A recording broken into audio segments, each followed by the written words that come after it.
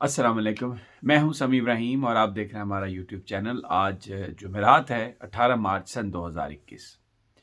इमरान खान वज़ीर आज़म पाकिस्तान अपनी काबीना में तब्दीलियां करने वाले हैं। क्या तब्दीली है, कौन लोग आ सकते हैं और क्या इससे इमरान खान हासिल करना चाहेंगे, इस पर बात होगी। दूसरा, जो पीडीएम के अंदरूनी इख्तलाफात हैं उसमें आसफ़ अली ज़रदारी साहब ने जो तकरीर की और ये जो सब कुछ हुआ, ये क्या हुआ, क्यों उन्होंने ये किया, उनकी सोच क्या है, नवाज़ शरीफ साहब की क्या सोच है, और इस पूरी लड़ाई में हमज़ा शहबाज और मरीम नवाज़ जो हैं उनका कहाँ तक इसमें किरदार है, ये बड़ी अहम इन्फॉर्मेशन सामने आई है और इसी से प्रोग्राम का आगाज़ करते हैं।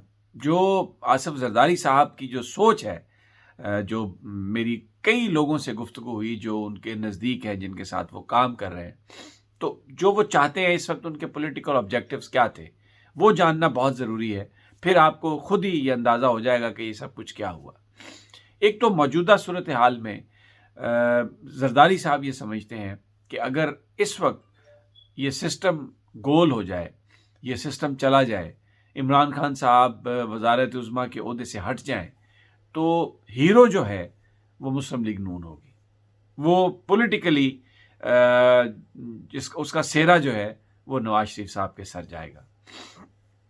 और वो ये समझते हैं कि जिस वक्त इलेक्शन होने वाला होता है तो उस वक्त फिर वो जो एक हवा चलती है, जो एक परसेप्शन बनता है, जिसके पास क्रेडिट होता है उस सिस्टम को गिराने का, आने वाले सिस्टम में भी उसी का मेन हिस्सा होता है। और इस वक्त अगर इमरान खान साहब की हुकूमत चली जाए और इलेक्शन हो, तो उसमें उनको ये लगता है कि पंजाब में कुछ नहीं मिलेगा पीपल्स पार्टी को, केपीके में भी बहुत कम हिस्सा मिलेगा, बलूचिस्तान में तो कुछ भी नहीं है, तो उनके पास सिर्फ सिंध ही रह जाएगा जो है, बल्कि उसमें भी ऐन मुमकिन है कि कोई सीट कोई ऊपर नीचे हो जाए। तो ये वो इस सूरत हाल में सिस्टम को गोल करने वाली जो बात है, वो उनको उनको सूट नहीं करती, उनको ज़ेब नहीं देती। वो चाहते क्या हैं? वो ये चाहते हैं कि किसी न किसी तरीके से, अगरचे वो अलाई हैं, लेकिन कि नून लीग का तिया पांचा हो, नून लीग के अंदर कोई डिवीजन हो, कोई ऐसी ओपनिंग आए, कोई ऐसी विंडो ऑफ अपॉर्चुनिटी बने जिसका वो फ़ायदा ले सकें। यही वजह है कि पंजाब में जो इन हाउस तब्दीली की बात थी, जिस पर नवाज शरीफ साहब ने कहा कि ये मुझे डिस्ट्रैक्ट करने की कोशिश हो रही है, इन हाउस तब्दीली की बात हमारे एजेंडे में नहीं है, क्योंकि उसमें जो पीपल्स पार्टी की तजवीज़ थी वो ये थी कि चौधरी परवेज़ इलाही साहब जो हैं, जो पीटीआई के इत्तेहादी हैं, उनको वज़ारत आला दी जाए, क्योंकि हमने उनसे टूट कर इधर आना है। तो अब वज़ीर आला के लिए परवेज़ इलाही साहब को अगर आप नॉमिनेट करते हैं, तो उसका सबसे बड़ा जो इफ़ेक्ट होता है वो था हमज़ा शहबाज पे। हमज़ा शहबाज ने इस बात की मुकम्मल मुखालफत की और वो जो एक वीडियो कॉन्फ्रेंस है जिसमें हमज़ा शहबाज भी थे, जिसमें मरीम नवाज़ साहबा भी थीं, जिसमें इसहाक डार साहब भी थे, जिसमें नवाज़ शरीफ साहब भी थे, उस सारी वो जो वीडियो कॉन्फ्रेंस थी, वो उसकी इन्फॉर्मेशन भी ज़रदारी साहब तक पहुंची। बताया जाता है कि वो लीक भी हुई, उसका लिंक भी ज़रदारी साहब के पास आया और फिर आगे चलकर उस लिंक को ज़रदारी साहब ने मौलाना फजलुर रहमान को भेजा कि आप ये देख लें मेरे बारे में क्या बात हो रही थी। उसमें हमज़ा शहबाज का ये कहना था, उनका मौक़िफ़ ये था जिससे नवाज़ शरीफ साहब ने इत्तफ़ाक़ किया। बज़ाहिर मरीम नवाज़ साहबा ने इससे इख्तिलाफ़ किया, लेकिन मैं आपको उसकी भी वजह बताता हूँ कि वो इंटरनल जो रिफ्ट है मुस्लिम लीग नून की, उसने कैसे प्ले किया इस सारी गेम में। तो हमज़ा शहबाज का ये कहना था कि अगर परवेज़ इलाही साहब वज़ीर आला बनते हैं तो वो सियासी जोड़ तोड़ के माहिर हैं और वो पूरे ख़ानदानों को जानते हैं। वो एक इतने बड़े खिलाड़ी हैं कि वो मुस्लिम लीग नून में बहुत सारी दरारें डाल देंगे। उसके मुकाबले में जो उस्मान बुज़दार साहब हैं, वो सिर्फ़ इमरान खान साहब का जो एजेंडा है उसको लेके बैठे हैं। उनकी अपनी कोई हैसियत नहीं है, उनका अपना कोई ख़ानदानी ऐसा बैकग्राउंड नहीं है कि वो इस मामले को कोई बेहतर अंदाज में चला सकें, तो ये हमारे लिए एक एडवांटेज रहेगा। दूसरा, उन्होंने ये जो सेनेट के चेयरमैन का जो इलेक्शन था जिसमें यूसुफ रज़ा गिलानी साहब की शिकस्त हुई, उसमें यह बताया जाता है कि हमज़ा, क्योंकि ये उनकी जो शिकस्त हुई ये पूरी एक मेडिटेशन के बाद नून लीग ने उनको हराया, और उसमें सबसे बड़ा जो रोल था वो नून लीग के था, सेनेटर्स का था। और उसमें हमजा शहबाज ने, उनका ये कहना था कि अगर सेनेट के चेयरमैन बन जाते हैं यूसुफ रज़ा गिलानी साहब, तो इसका मतलब ये है कि वो जो सराइकी बेल्ट है उसमें पाकिस्तान पीपल्स पार्टी बहुत मजबूत हो जाएगी।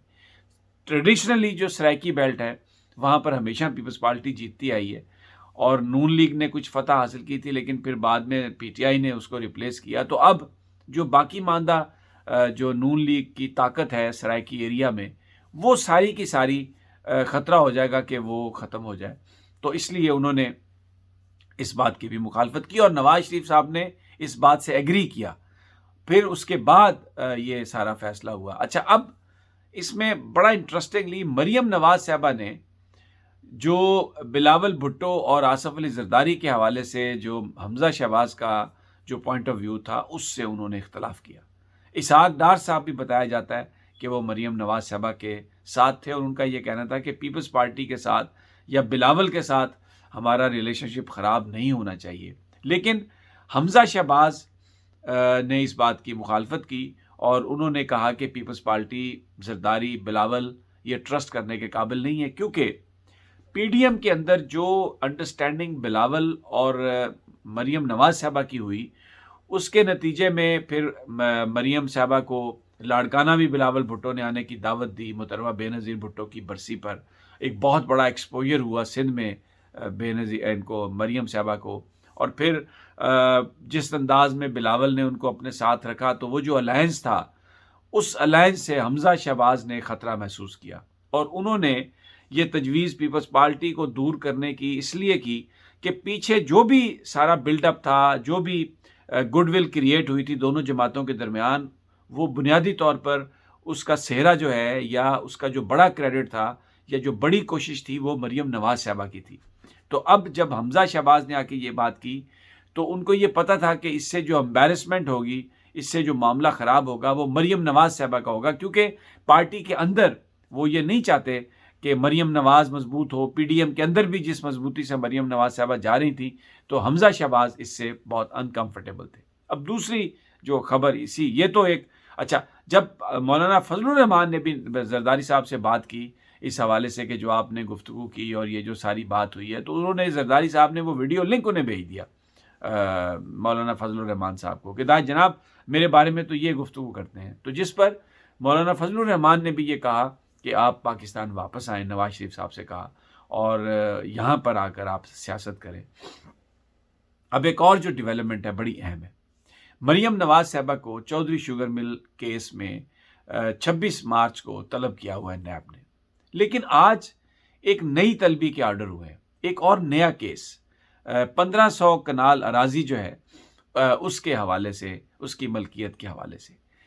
अब जो चौधरी शुगर मिल वाला केस है उसमें मरियम नवाज साहबा की ज़मानत हो चुकी है, और वो उसी केस में ज़मानत पर है, इसलिए इस बात का तो इम्कान नहीं था कि उन्हें उस केस में पकड़ा जा सके क्योंकि उनकी ज़मानत थी। लेकिन 26 तारीख को ये जो नया केस के हवाले से जो उसी दिन समन किए हैं, तो एक पॉसिबिलिटी है कि मरियम नवाज साहबा उस दिन गिरफ्तार हो सकती हैं। मरियम नवाज साहबा उस दिन नैब अपनी कस्टडी में ले सकती है, क्योंकि ये केस उससे मुख्तलिफ है। और फिर बड़ा सवाल है कि क्यों उस दिन के लिए रखा गया। और अब जबकि लॉन्ग मार्च मुलतवी हो चुका है, तो उसके बाद अगर मरियम नवाज साहबा को पकड़ा जाता है, तो मरियम नवाज साहबा ये बात भी नहीं कर सकती कि उनको इसलिए पकड़ा गया कि लॉन्ग मार्च को रोकना मकसूद था, क्योंकि लॉन्ग मार्च तो ऑलरेडी ऐलान हो चुका है कि वो नहीं होगा। वेरी इंटरेस्टिंगली आज सिंध के वज़ीर आला ने, वो मुराद अली शाह साहब ने जो एक बात कही है, उसमें उन्होंने ये कहा है कि ये जो इजलास था पीडीएम का, उसमें बात होनी थी सिर्फ और सिर्फ लॉन्ग मार्च की, उसमें इस्तीफ़ों का तो कोई ताल्लुक ही नहीं था। तो ये कुछ लोग इस्तीफ़ों का ताल्लुक बीच में गुफ्तगू ले आए, जबकि पीपल्स पार्टी शुरू से ही ये बात कह चुकी है कि हम इस्तीफ़ा नहीं देंगे, हम एक जमहूरी जमात हैं, हम सिस्टम पर बिलीव करते हैं, सिस्टम के अंदर रहकर हम जद्दोजहद करेंगे, लेकिन हम इस्तीफ़े नहीं देंगे। तो ये एक बड़ा खुलकर वाज़ेह बात आ गई। अब लेकिन अलायंस नहीं टूटेगा, बीच की कुछ सूरत निकलेगी। मैं पहले भी आपको कई दफ़ा कह चुका हूँ कि मफादात इस हद तक हैं, एक पॉइंट एजेंडा है कि इत्तेसाब से बचा जाए ये जो लूटी हुई दौलत है इसको बचाया जाए। इसलिए ये आपस में लड़ेंगे नहीं, ये चीज़ें होती रहेंगी, लेकिन अमली तौर पर कोई इमरान खान साहब को ख़तरा नहीं है। कोई दूसरा जो एक बड़ा अहम इशू इनके दरमियान आ गया वो है कि लीडर ऑफ द अपोजिशन कौन बनेगा सेनेट में। पीपल्स पार्टी ने जो खबरें लीक की हैं उसमें वो यूसुफ रज़ा गिलानी साहब को बनाना चाहते हैं, जबकि आज़म नज़ीर तारड़ को मुस्लिम लीग नून बनाना चाहती है। तो ये भी एक इनके दरमियान एक इशू चल रहा है, लेकिन उसमें लग ये रहा है कि लीडर ऑफ द अपोजिशन, क्योंकि नंबर गेम पीपल्स पार्टी की ज़्यादा है, 2 छोटी जमातें भी उनके साथ हैं, ANP भी उनके साथ है और BNP भी जरदारी साहब के साथ है। तो इम्कान ये है कि लीडर ऑफ द अपोजिशन जो है वो पीपल्स पार्टी का ही बनेगा। लेकिन इससे एक बात वाज़ेह हो गई कि अब अगर यूसुफ रज़ा गिलानी साहब लीडर ऑफ द अपोजिशन बनते हैं तो सेनेट चेयरमैन का जो ख्वाब था वो जरदारी साहब को पता है कि वो पूरा नहीं हो सकता। वो ना अदालतों से कोई रिलीफ मिलेगा और ना ही नो कॉन्फिडेंस पास हो सकती है, इसलिए वो अब लीडर ऑफ द अपोजिशन जो है वो उनको बनाना चाहते हैं, जनाब यूसुफ रज़ा गिलानी को। अब आ जाते हैं काबीना में जो तब्दीली की बात हो रही है, उसमें मैं आपको पहले भी बता चुका हूँ कि नईम बुखारी साहब को एक अहम ओहदा मिलने की तवक्को है, वो एडवाइज़र आएंगे प्राइम मिनिस्टर के। दूसरा, बैरिस्टर अली ज़फ़र जो है उनको भी एक वजारत मिलने का इम्कान है। Senator Faisal Javed, young senator जो हैं फ्रॉम KPK, उनको भी वज़ीर मुमलिकत का ओहदा दिए जाने का इम्कान है। और वज़ीर आज़म, अब ये तीनों जो लोग हैं, बैरिस्टर अली ज़फ़र, नईम बुखारी, फैसल जावेद, ये समझदार लोग हैं। फैसल जावेद नज़रियाती तौर पर उनके साथ हैं। अली ज़फ़र और जो नईम बुखारी हैं टेक्नोक्रेट्स हैं, लॉ को समझते हैं। और जो मौजूदा सूरत हाल है इसमें आने वाले वक्तों में हमें ये नज़र आ रहा है कि इमरान खान साहब को बड़ी ज़बरदस्त एडवाइस की ज़रूरत है। अपनी टीम में तब्दीली की उनको ज़रूरत थी। कुछ वज़रा के महकमे तब्दील भी किए जाएंगे, लेकिन जो मेरे पास इन्फॉर्मेशन थी वो मैंने आपके साथ शेयर की। इंशाल्लाह जल्द आपसे अगली वीडियो में मुलाकात होगी। अपना और अपने साथियों का ख्याल रखिएगा और तब तक मुझे इजाज़त दीजिए। अल्लाह निगहबान।